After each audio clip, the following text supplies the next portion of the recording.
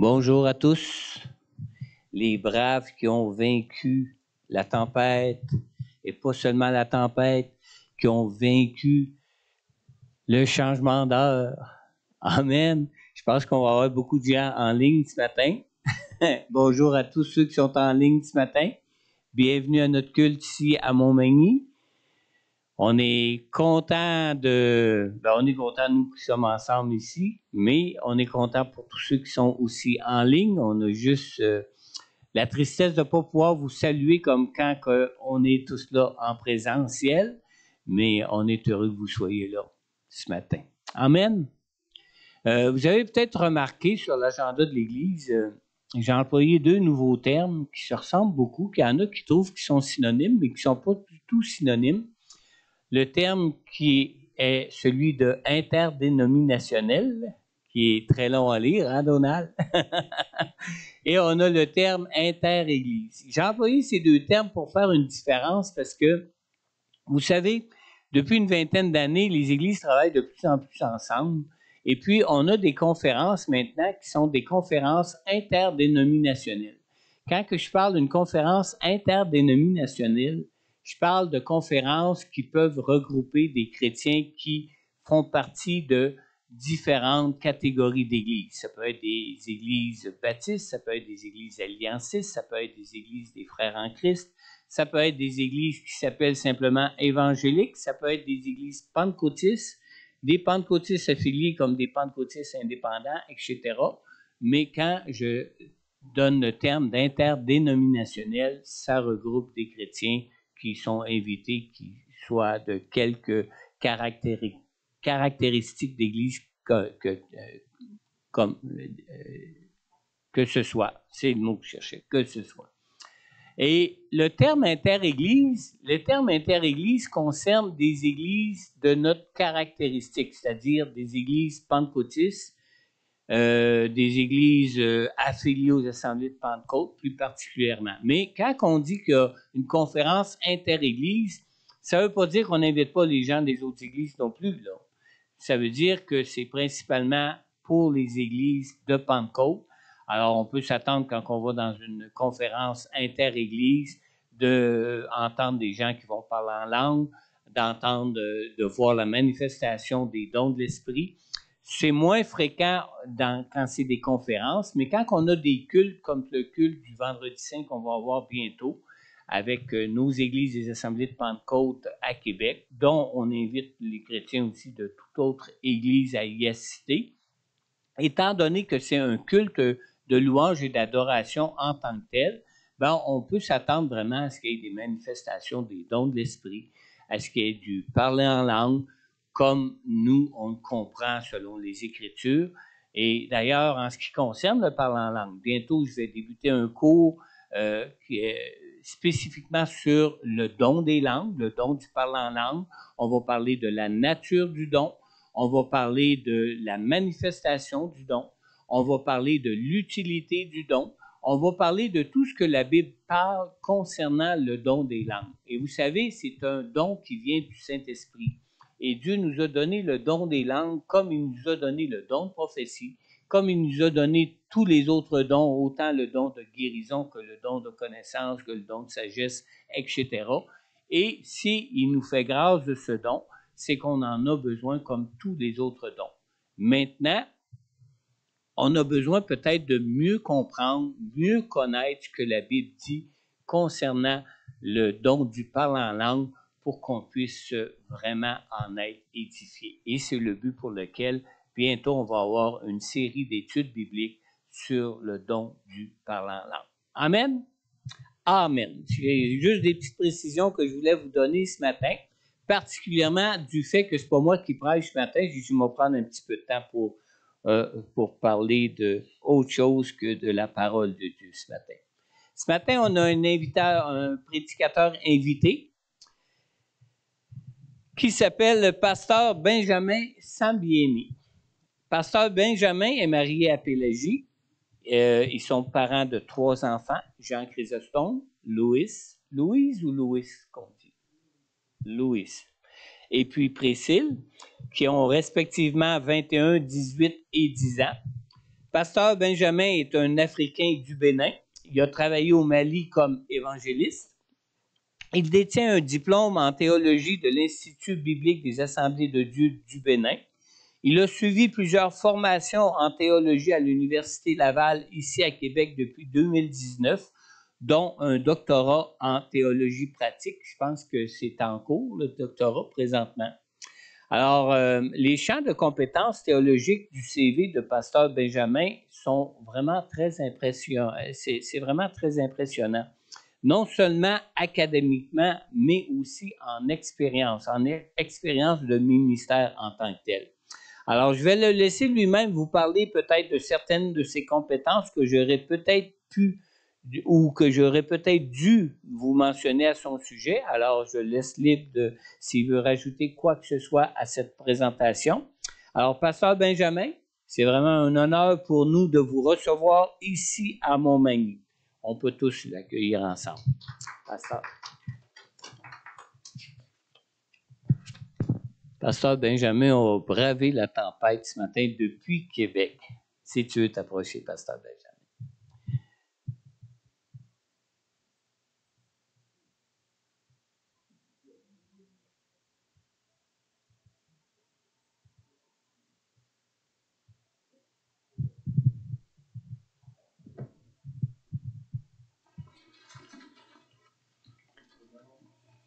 Prends toute ta liberté, Pasteur Benjamin, ce matin. Amen.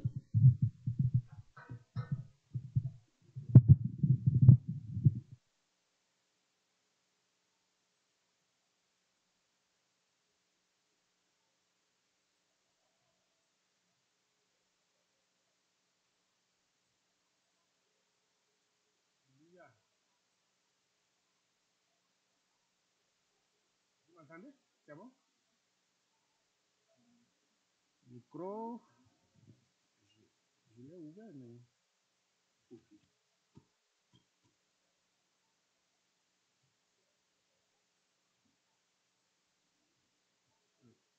Oui, il est allumé. Oui. Bonjour. Là, c'est bien.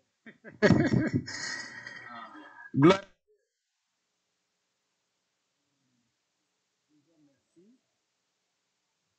Le Seigneur qui nous permet d'être ici ce matin. Amen. Et surtout, un grand merci à mon père spirituel, le révérend François, qui m'a fait confiance, qui m'a accueilli d'abord chez lui, avec son épouse que j'appelle.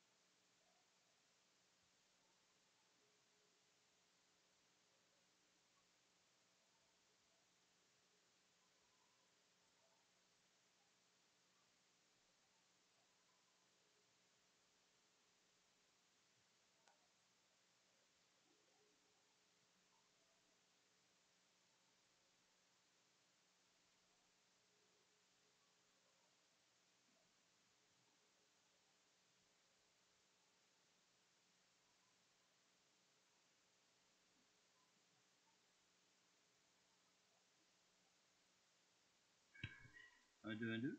Un, deux, c'est bon? C'est bon? Nous tenons le bon bout maintenant. Merci beaucoup. Merci beaucoup pour l'accueil, je le disais. Et merci à l'église de Montmagny Je sais que c'est grâce à un ami prêtre que j'ai connu l'église pour la première fois. Donc, j'étais chez lui à Saint-François. Et c'est lui qui m'amenait ici tous les dimanches. Et lui, il allait célébrer la messe dans... oui, de l'autre côté. Ok, merci beaucoup pour l'accueil et merci pour tout ce que vous faites. Que le Seigneur vous bénisse. Donc, je n'ai rien à ajouter par rapport à mon CV. Non, c'est pas important. Je suis un simple prédicateur et je suis certain que je pourrais bénéficier beaucoup de vos conseils pour mieux servir le Seigneur encore. Merci beaucoup. Nous allons trouver notre passage de ce matin dans Jean le chapitre 1, le chapitre 21. Jean chapitre 21, verset 1 jusqu'au verset 14. L'évangile de Jean, chapitre 21, verset 1 jusqu'au verset 14.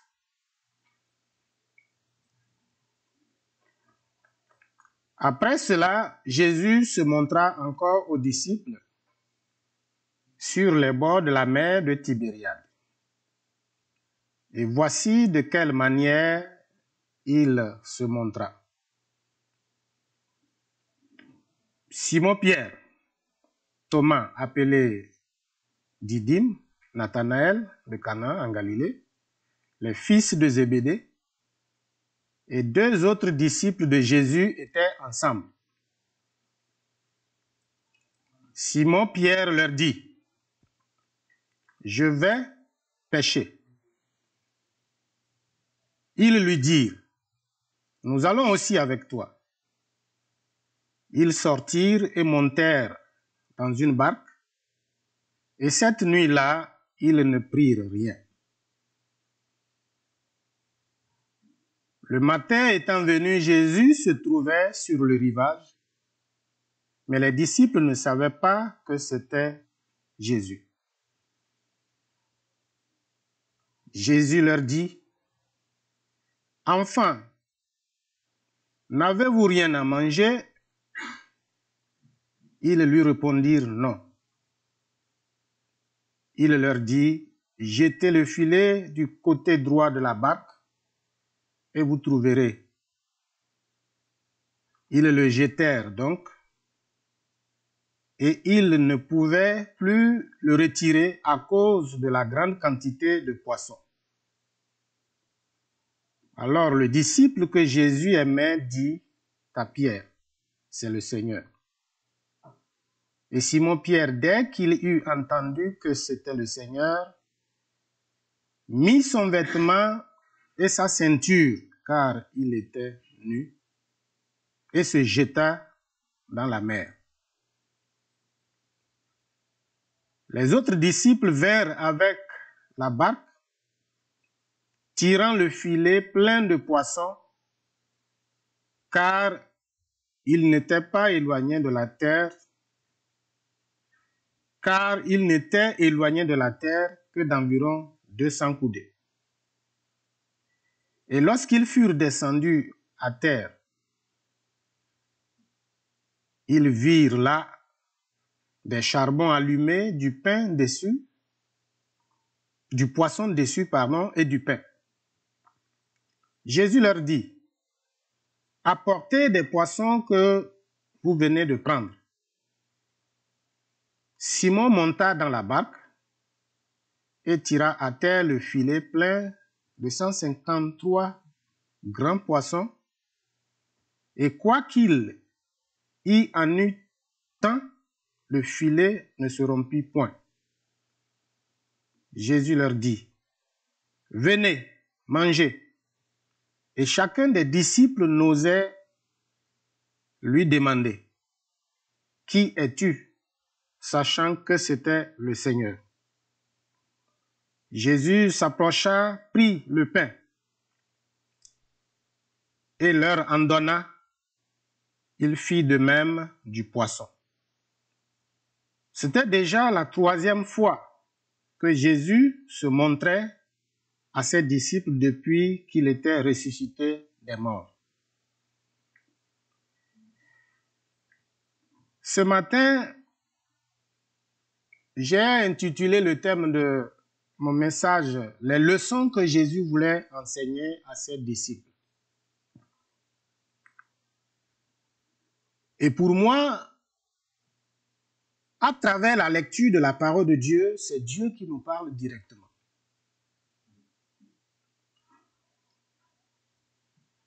La Bible ne contient pas la parole de Dieu, mais elle est la parole de Dieu.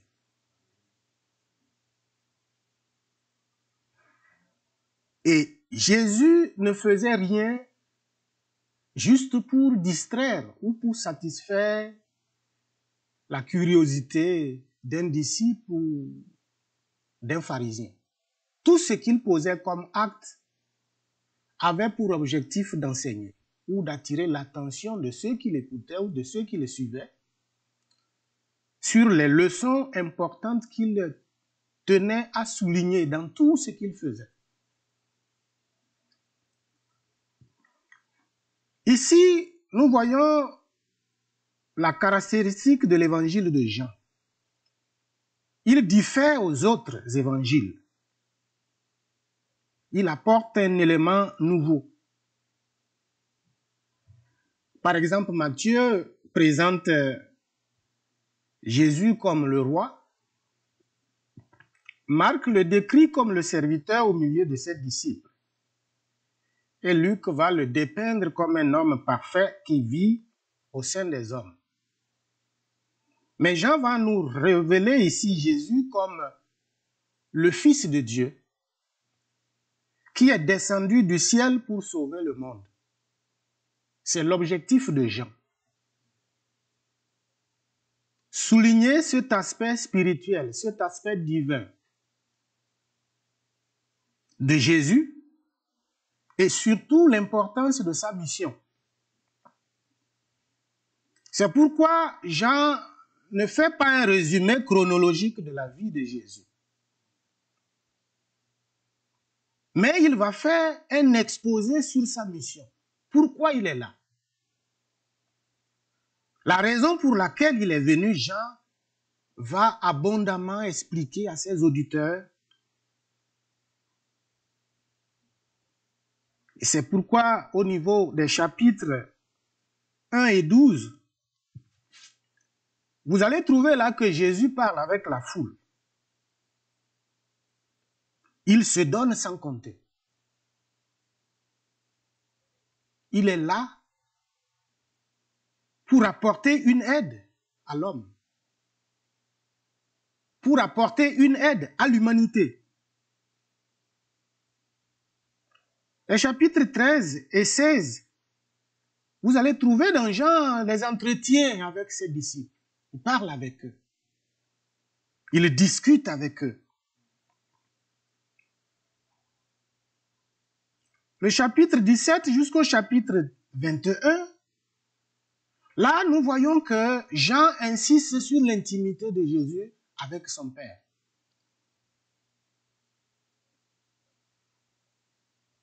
Et c'était très important pour lui et pour sa mission.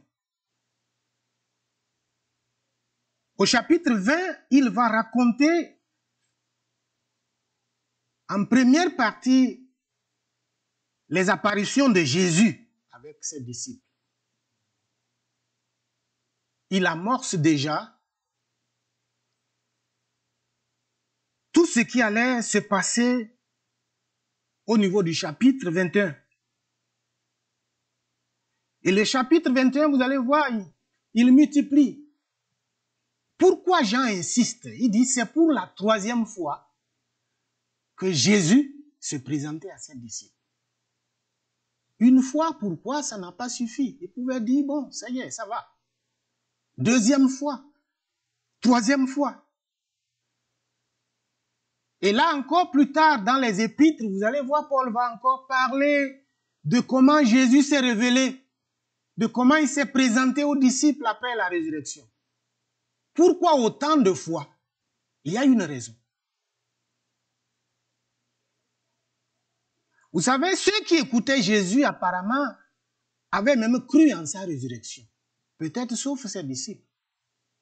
Puis eux, ils ont dit, tel que ce monsieur-là parle là, si on ne fait rien, peut-être ça va se produire. Voilà pourquoi ils ont payé les soldats, dit aux soldats de garder la tombe. Certainement, ils étaient marqués par le discours de Jésus et surtout de sa résurrection. Ils voulaient savoir est-ce que cet événement va se produire, parce que c'est un événement unique. Ce n'était jamais arrivé. Bon, pour éviter qu'il y ait des fuites, des problèmes, on dit, bon, nous allons monter la garde.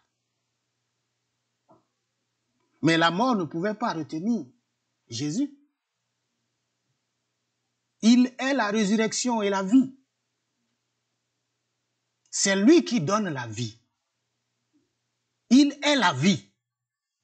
Il est l'auteur de la vie. C'est lui qui pouvait dire à Lazare, sors du tombeau. Donc, ils ont monté la garde. Finalement, ce qu'ils voulaient empêcher là, s'est produit. Jésus est sorti du tombeau. Il est ressuscité. Qu'est-ce qu'il faut faire? Ils vont maintenant fabriquer un mensonge grossier pour dire, bon, nous allons vous donner de l'argent. Dites aux gens, bon, les disciples sont venus le voler. La corruption ne date pas d'aujourd'hui. Donner de l'argent aux gens. Il faut mentir. Ils savent que Jésus n'est pas là. Mais pour justifier la résurrection ou bien pour justifier son absence, on dit, bon, les disciples sont venus le voler. Et certainement, les pauvres, les gens le cherchaient aussi. Puisque si on fomente un tel coup, les gens étaient capables d'aller vers les autorités pour dire, voilà ce que les disciples ont fait. On pouvait les chercher, les enfermer pour rien. Vous comprenez pourquoi les disciples vivaient dans la peur. D'abord la peur parce que le maître n'est pas là, et aussi la peur parce qu'on les accuse d'un crime qu'ils n'ont pas commis. Ce n'était pas facile à gérer. Et Jean va nous parler des choses très importantes qui touchent à notre salut, au salut de l'humanité. Voyez, 8 jours plus tard, dans le chapitre 20, verset 27 jusqu'au verset 28, Jésus va se présenter à eux. En ce moment, Thomas était là. Mais lorsqu'on avait parlé de la résurrection de Jésus, Thomas n'avait pas cru. C'était pour la première fois. Voyez, lorsqu'on lit la Bible de façon un peu distancière, on ne peut pas comprendre. Mettez-vous dans le contexte des disciples et de ce qu'ils pouvaient ressentir. Vous avez enterré votre papa. Vous avez fait des funérailles. Et un matin, vous entendez la porte. Et vous venez là, votre papa dit, mon enfant, je suis là. Vous serez le premier à avoir peur. C'est vrai, c'est votre papa. Mais c'est pas papa qu'on a enterré hier. Là. Il cherche quoi ici? On a peur. Et les gens se disaient, mais c'est pas vrai, c'est pour la première fois. Est-ce qu'il aura un corps ou bien comment ça va se passer? Quelle sera sa figure, sa nature, sa façon de marcher? Est-ce qu'on peut reconnaître que c'est Jésus? Bon, sur le plan humain, Thomas avait raison. Il n'avait jamais vu ça. Mais Jésus va dire à Thomas, avance ton doigt. Il faut toucher. Il faut vérifier. Ce sont des preuves. C'est moi bel et bien Jésus.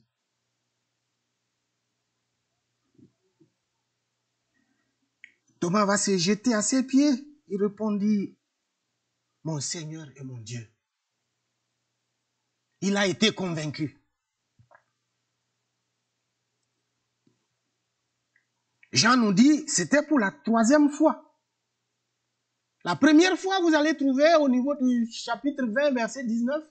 Deuxième fois, verset 20 chapitre 20, pardon, verset 26. La troisième fois ici, Jésus se présente encore aux disciples. Pourquoi? Parce qu'il savait que si les disciples n'étaient pas convaincus que c'est bel et bien lui qui est ressuscité, sa mission n'avait pas de sens. C'était fini même pour le salut. Il avait échoué dans sa mission. Il fallait d'abord les convaincre que c'est bel et bien lui. Il est ressuscité vraiment. C'est moi, Jésus, votre maître.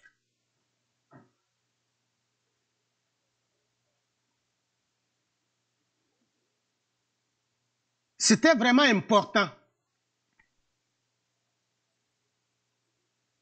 Si les disciples n'avaient pas cru, s'ils n'avaient pas pu les convaincre pendant ces 40 jours, c'était fini pour l'humanité. Voilà pourquoi il multipliait les apparitions. Il les rencontrait. Les disciples, c'était des responsables. La Bible ne parle pas trop de leur famille, mais c'est des gens qui avaient des familles. Le maître était là avec eux. S'ils ont faim, ils multipliaient le pain, ils mangeaient, poisson, ça restait, ils ramassaient. Ils avaient problème d'impôt, ils pouvaient dire, il va pêcher, poisson, tu vas voir tel nombre d'argent, la monnaie suffira pour payer les impôts. Il était tout pour eux. Il est parti. Est-ce que les disciples ont consulté le maître avant d'aller à la pêche? Jean n'a pas dit grande chose, mais on ne sait pas. Mais toujours est-il que Pierre a pris la décision d'aller pêcher. Pourquoi? Est-ce que c'était pour un simple plaisir ou bien il y avait un besoin vraiment urgent pour eux? Ils avaient besoin peut-être de l'argent. Jean ne donne pas les détails. Mais qu'est-ce qui pouvait motiver Pierre, pousser Pierre à aller pêcher?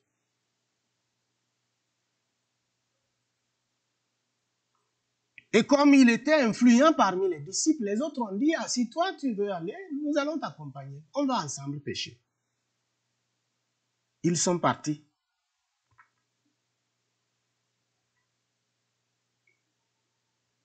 Et c'est ça la deuxième leçon que Jésus voulait enseigner à ses disciples.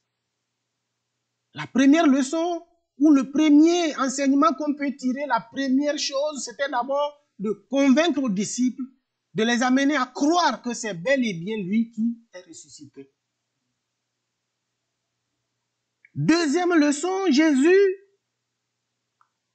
voulait montrer à ses disciples qu'une décision sans le consulter ne pourra pas prospérer.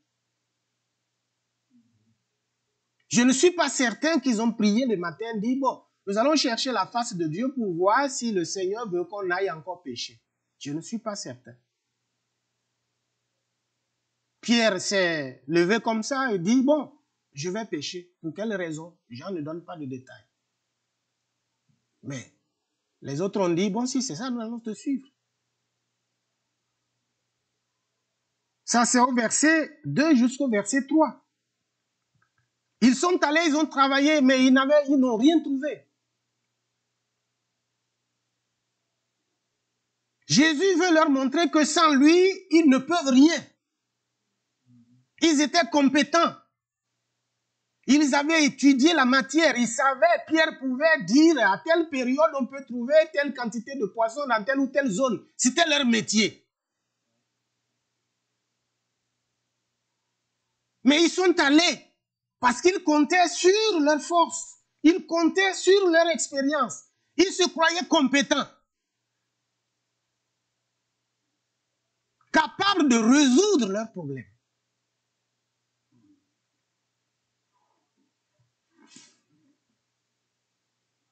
À partir du verset 4 jusqu'au verset 5, Jésus va leur montrer que sans lui, ils ne peuvent rien faire. C'est vrai, Pierre, tu es compétent, tu es un expert, tu connais, les autres compagnons savent.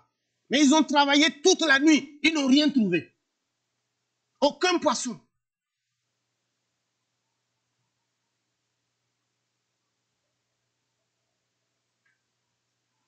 Jésus va se présenter là.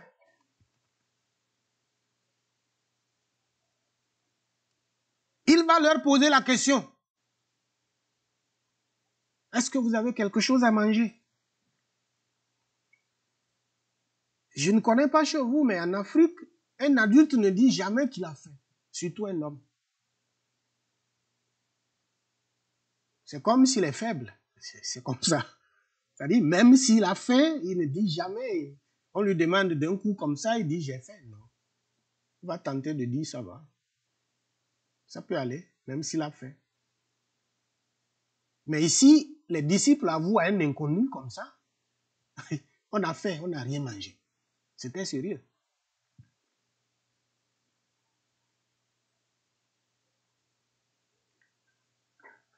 Quatrième leçon.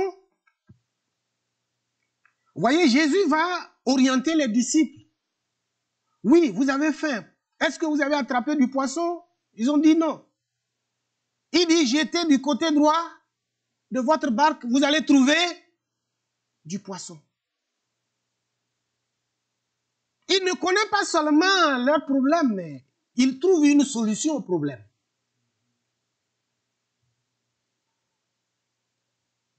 Dieu ne se contente pas de connaître nos problèmes. Il apporte des solutions à nos problèmes.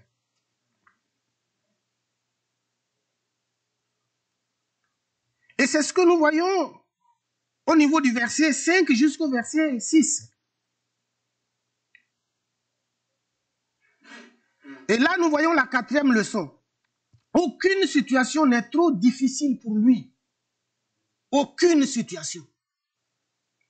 C'est comme s'il disait aux disciples, pourquoi vous êtes pressés d'aller? Vous pouvez attendre. Pourquoi vous ne m'avez pas questionné? Pourquoi vous n'avez pas cherché à savoir ce que je veux? Vous ne m'avez pas consulté. Vous vous êtes levé, vous êtes allé. Malgré vos compétences, vous n'avez rien trouvé comme poisson.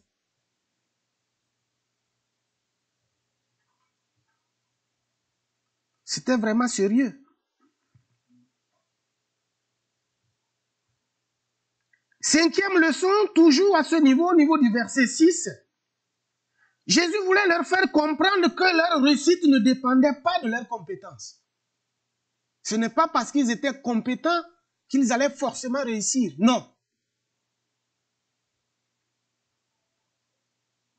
C'est vrai, on étudie pour avoir les diplômes, mais si Dieu ne vous donne pas la vraie connaissance, malgré vos diplômes, vous ne pouvez rien faire.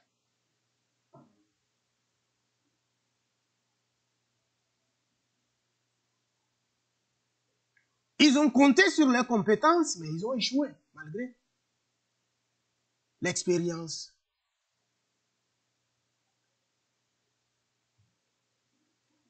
Aucune situation n'est trop difficile pour lui. Et les disciples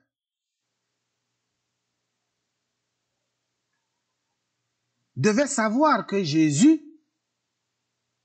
était leur raison d'être et qu'il était le seul capable d'apporter la solution à tous leurs problèmes.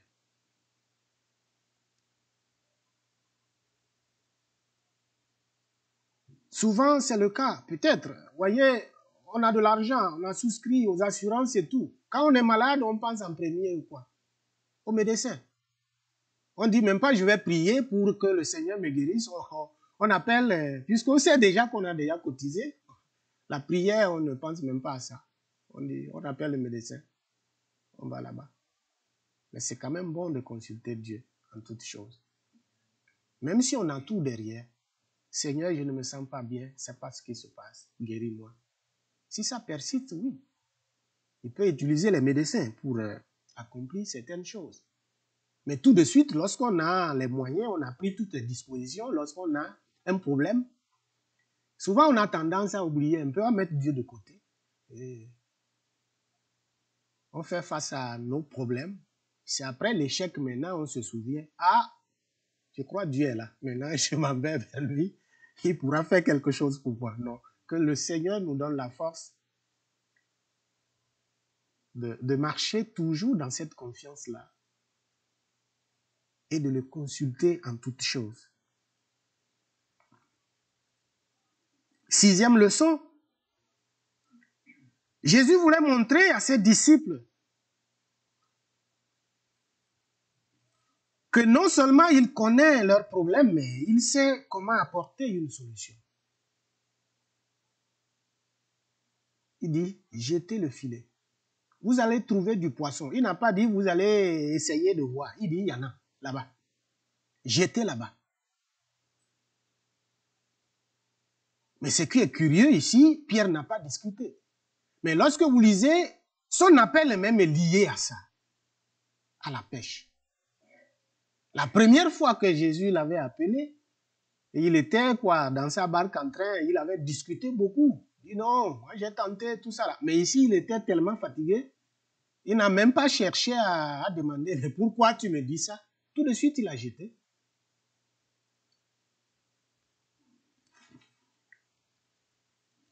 Il connaît nos problèmes. Et il sait comment apporter une solution à chacun de nos problèmes.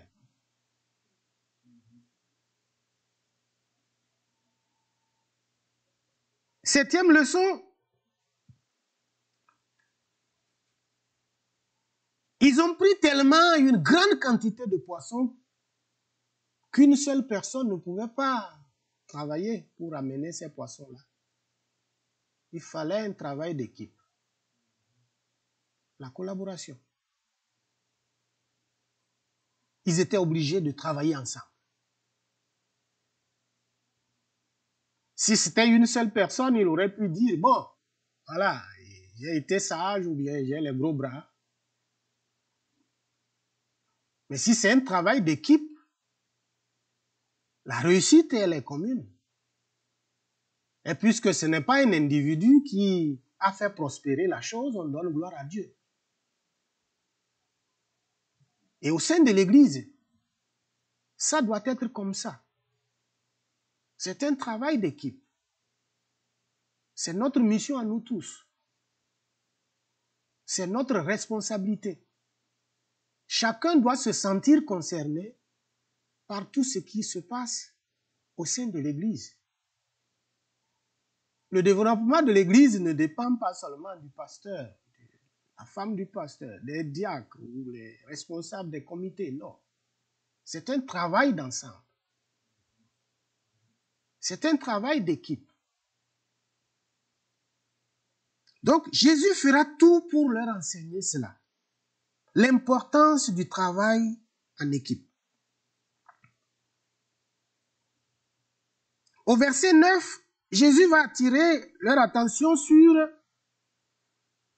les vrais besoins. Il va leur montrer qu'il est capable de pourvoir à leurs besoins.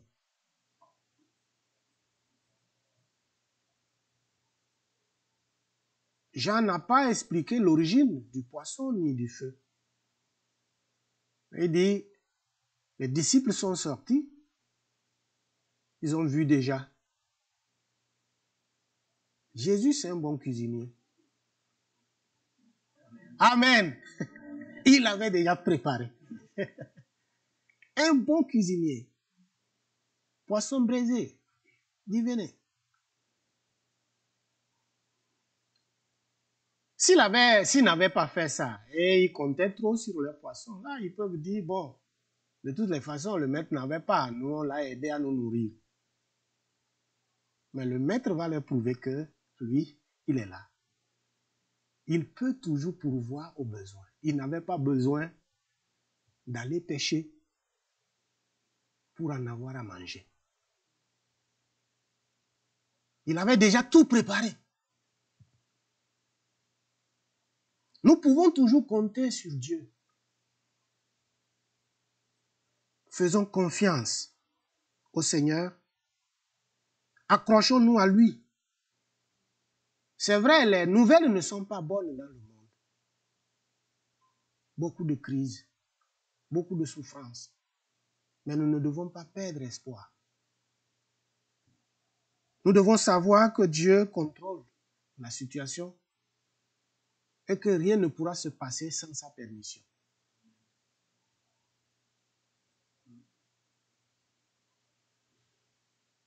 Neuvième leçon, Jésus veut leur apprendre qu'il est la source de la vraie bénédiction. Ce n'est pas une bénédiction fabriquée de toutes pièces, non. Pour lui, s'ils mettent leur confiance en lui, ils ne vont rien manquer. Il va pourvoir aux besoins.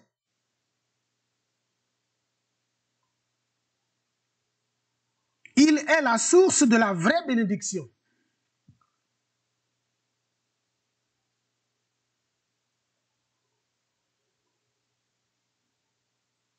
Il va les installer à partir du verset 13 jusqu'au verset 14. Il va leur apprendre un exemple de service. Il ne se présente pas en patron. D'abord, il les sert. Asseyez-vous, mangez. Comme pour leur dire, faites de même.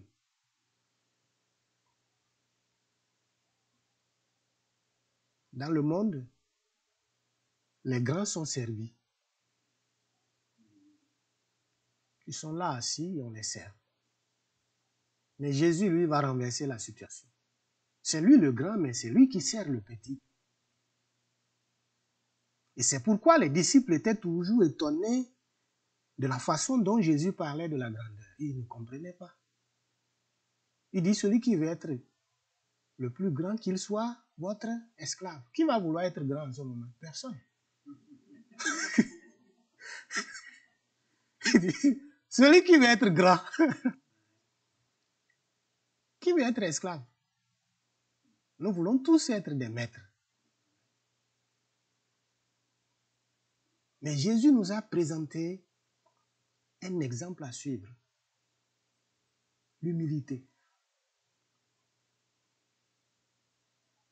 Il a laissé toute sa gloire. Il est venu sur la terre. Il a souffert. Il est allé jusqu'à la croix.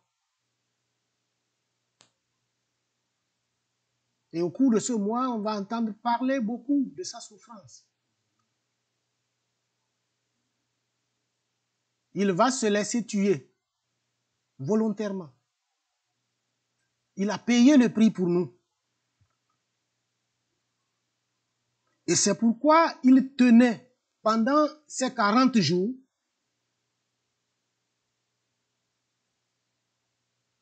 il cherchait les voies et moyens pour que les disciples soient vraiment convaincus que c'est bel et bien lui, le Christ, leur maître qui est ressuscité. Sinon, ils ne pourront pas prêcher le message de la résurrection. Et c'est pourquoi, à travers ces 14 versets, Jésus va inculquer aux disciples un certain nombre de choses. Et surtout, il fera tout pour que sa parole s'enracine en eux. Et mission accomplie. Lorsqu'on lit dans Actes chapitre 4, verset 19 à 20, les disciples qui avaient peur, qui se cachaient, qu'est-ce qu'ils ont dit?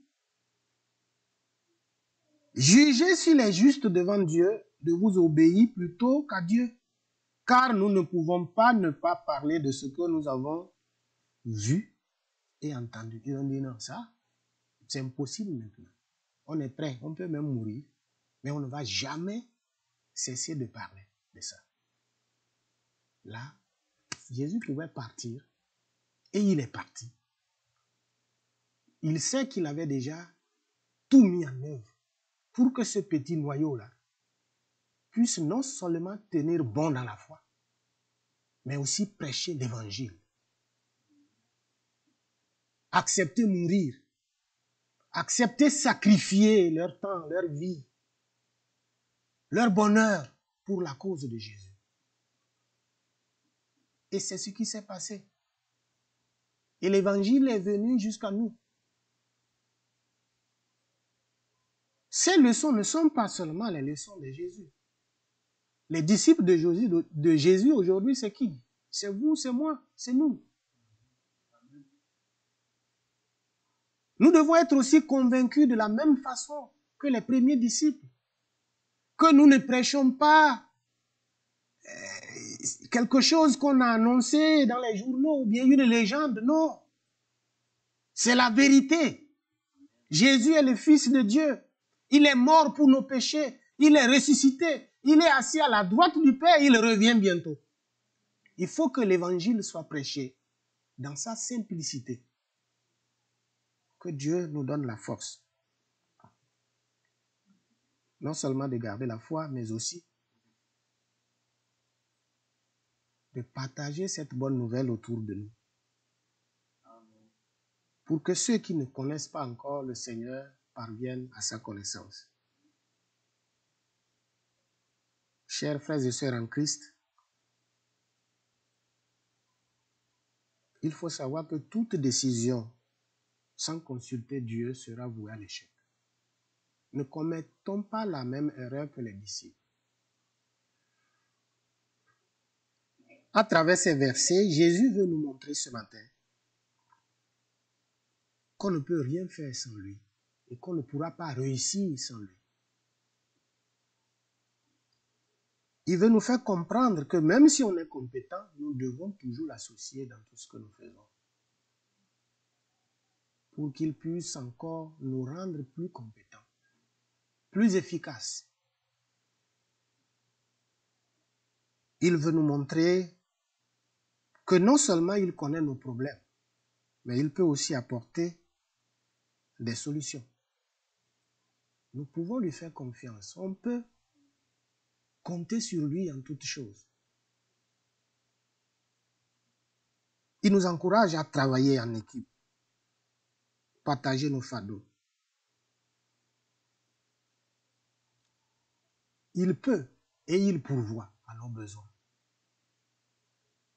Quelquefois, c'est vrai, on est pressé, mais Dieu a toujours son calendrier.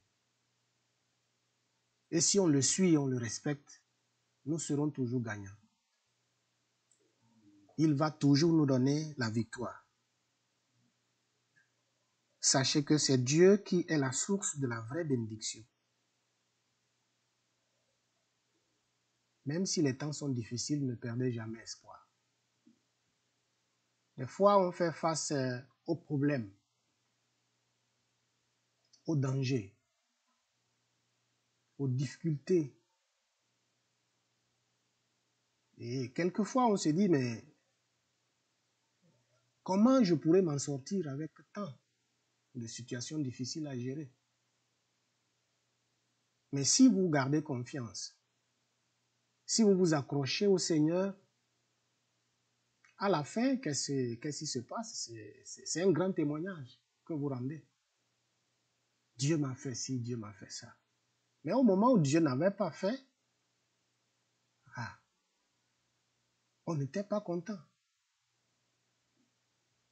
Donc que les problèmes ne nous éloignent pas de Dieu, mais que ces problèmes-là nous rapprochent, nous aident à nous rapprocher de Dieu. C'est ça. Dieu n'a pas dit qu'on n'aura pas de problèmes. Jésus n'a pas dit aux disciples, vous n'aurez aucun problème. Mais ce qu'il a dit, je serai avec vous. Au sein de ces problèmes, je serai là. Je vais préserver votre vie. Je vais préserver votre santé. Je vais préserver vos biens. L'ennemi ne pourra rien sans mon autorisation. Que Dieu nous donne la force de garder ces leçons et d'en faire un bon usage. Je voudrais lancer un appel. Peut-être si tu es là ce matin, tu te sens délaissé, abandonné, accablé, fatigué. Les nouvelles ne sont pas bonnes du côté peut-être de la famille, ou bien c'est un problème de santé. Une difficulté qui ne te donne pas la paix du cœur. Je m'en vais te dire que Jésus est capable de changer la situation. Il peut le faire. Il l'a fait pour ses disciples. Il le fait aujourd'hui encore pour nous qui sommes ses disciples.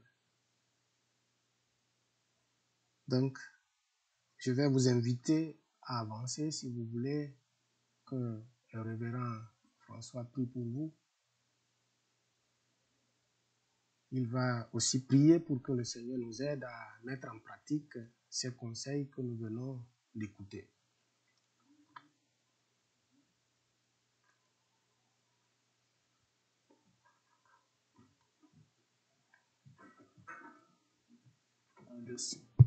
Un, deux. Merci beaucoup, pasteur. Pasteur Benjamin. Amen. On croit tous en Dieu, hein? On croit tous qu'il est ressuscité, hein? Mais combien de fois on vit comme si Dieu n'existait pas? Combien de fois on conduit nos vies comme si Dieu n'était pas ressuscité? Comme s'il n'était pas avec nous? Comme s'il n'était même pas là? Combien de fois? On a besoin de ces leçons-là, hein? Merci beaucoup, pasteur Benjamin. Peut-être ce matin, tu réalises que tu crois en Dieu, mais que tu n'as jamais vraiment confié ta vie au Seigneur ce matin.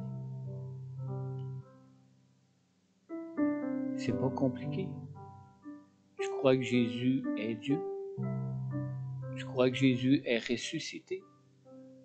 Tu crois que Jésus est mort à la croix pour tes péchés. Tu crois que Jésus a réellement dit « Je serai avec toi jusqu'à la fin du monde », qui peut nous accompagner dans nos vies. Alors ce matin, si tu veux inviter Jésus à venir dans ta vie, à être ton sauveur, à être ton Seigneur, pour te pardonner tes péchés, pour te donner une nouvelle vie, te conduire dans une toute nouvelle vie, une vie que lui-même a de toute éternité pour toi, pour ta vie. C'est pas compliqué. Simplement l'inviter à venir être ton sauveur, être ton Seigneur dans ton cœur. Et lui-même se trouve à la porte de ton cœur ce matin et il frappe. Et si quelqu'un l'entend et lui ouvre la porte, lui-même rentre dans ta vie. Et lui-même peut faire de toi la nouvelle créature qu'il a toujours voulu que tu sois.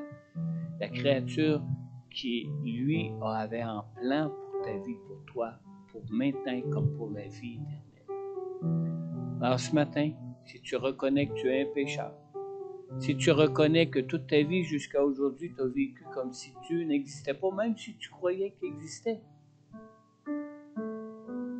tu peux l'inviter dans ton cœur. Simplement répéter après moi cette prière. Seigneur Jésus, viens dans mon cœur ce matin. Viens et sois mon sauveur, mon Seigneur. Tu es venu toi-même à la croix porter le prix pour mes péchés, afin que je puisse être pardonné, être réconcilié avec Dieu et connaître ta présence dans ma vie. Père, merci de Jésus que tu as envoyé à la croix pour mourir à ma place. Seigneur Jésus, donne-moi ton Saint-Esprit maintenant, Seigneur. Viens prendre toute la place dans mon cœur, Seigneur. Et viens me conduire dans cette vie que tu veux et que tu as pour moi, Seigneur. Je te le demande dans le nom puissant de Jésus, Père. Viens me sauver, mais Amen. Amen.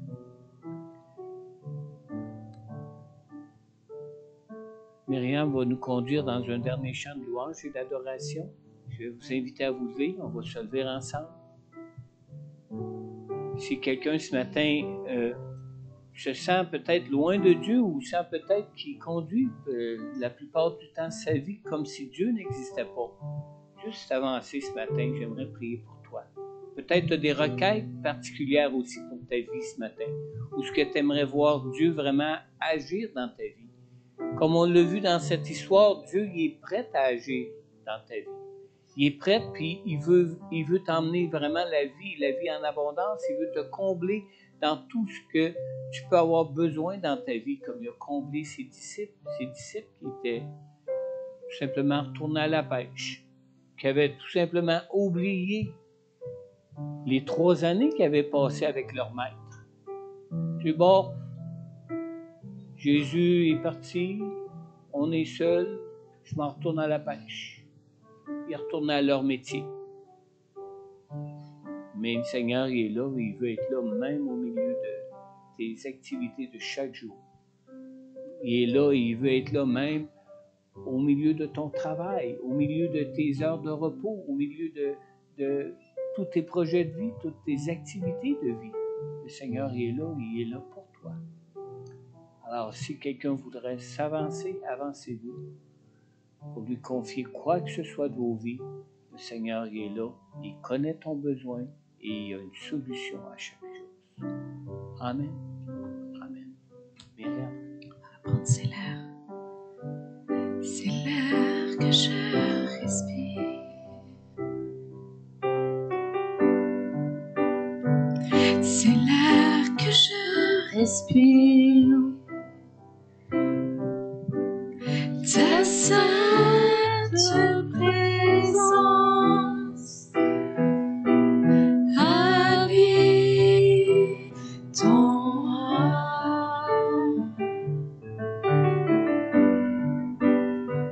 C'est mon pain quotidien. C'est mon pain quotidien.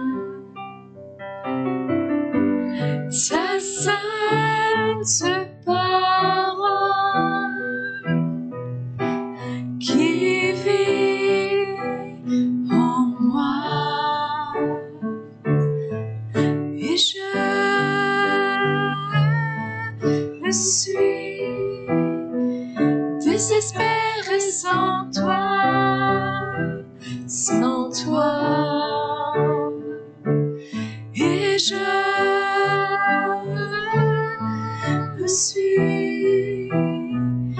suis perdue sans toi, sans toi. C'est l'air que je respire. C'est l'air que je respire. Ta sainte présence habite en moi.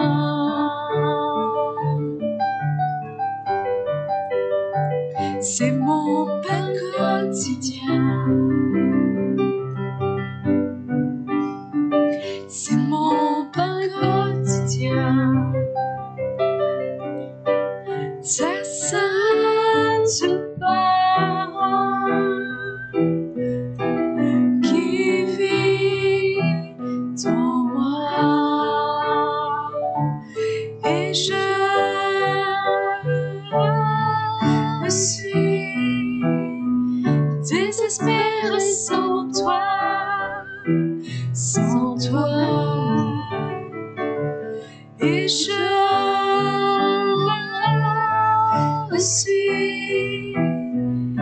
suis perdue sans toi, sans toi.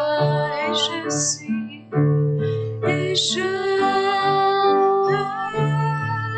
suis désespérée sans toi, sans toi. Et je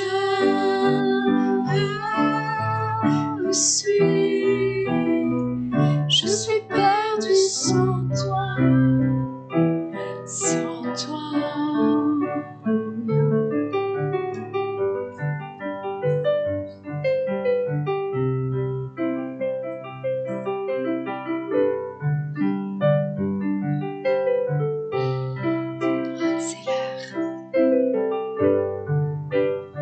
C'est l'air que je respire.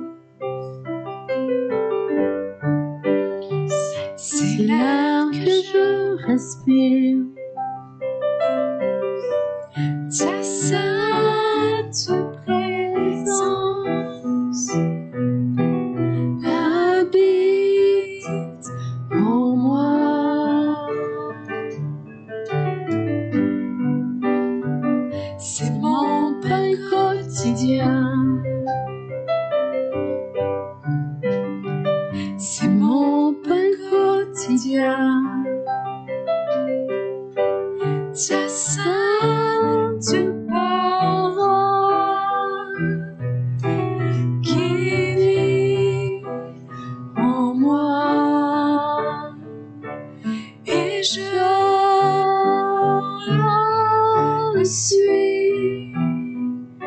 désespérer sans toi, sans toi. Et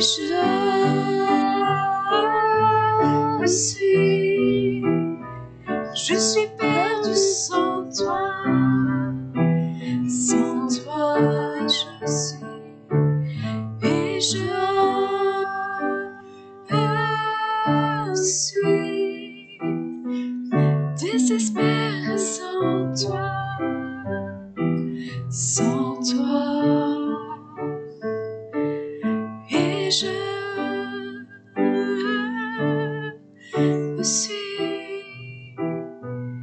suis perdu sans toi, sans toi.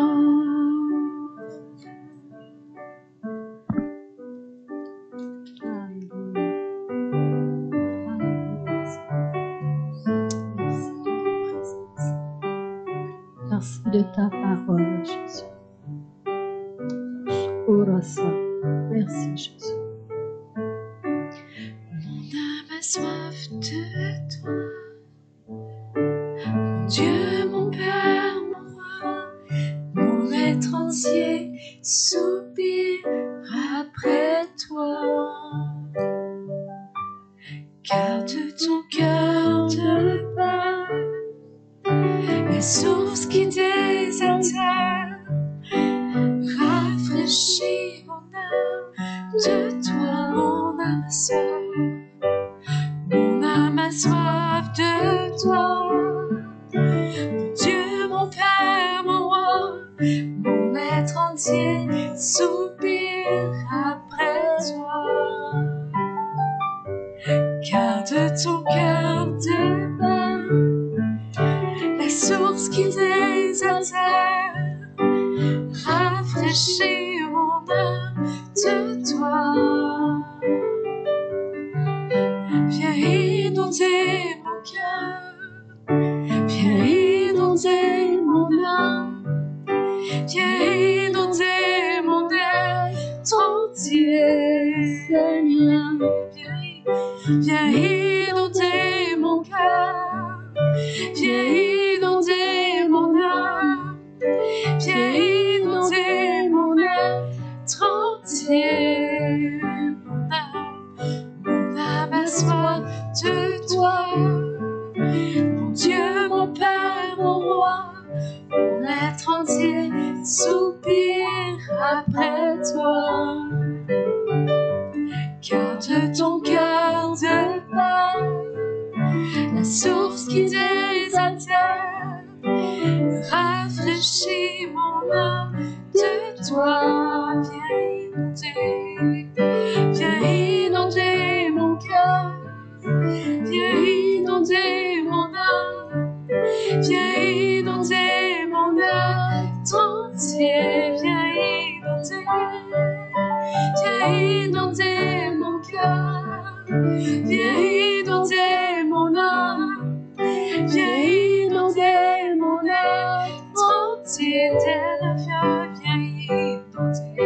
viens inonder mon cœur, viens inonder mon âme, viens inonder mon être entier, viens inonder nos cœurs, viens inonder nos cœurs, viens inonder nos âmes, viens inonder nos êtres entiers.